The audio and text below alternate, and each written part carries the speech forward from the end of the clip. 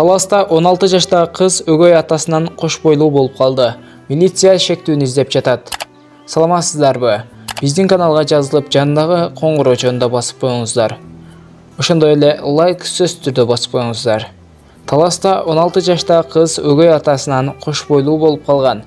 Бул тууралуу Суперкейджи порталына Талас облустук ички иштер башкармалыгынан басма сөз кызматынан билдиришти.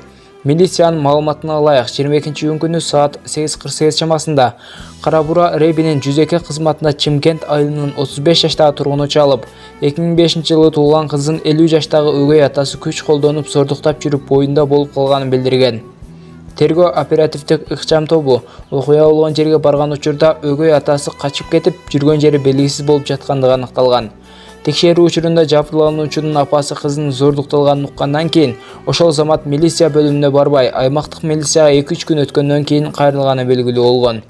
Зордукталган кыздын апасы шектүү менен өз ара сүйлөшүүлөрдү жүргүзүп, убакыт өтүп кеткендигин билдирген.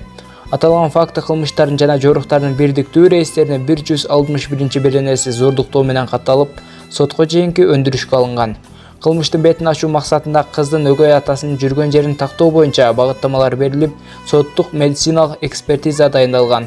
Аны издеп табуу боюнча милиция кызматкерлери тарабынан атайын күч каражаттары жумшалып, ыкчам тергөө амалдары жүргүзүлүүдө деп билдиришти Талас ОИБ'нин басма сөз кызматынан.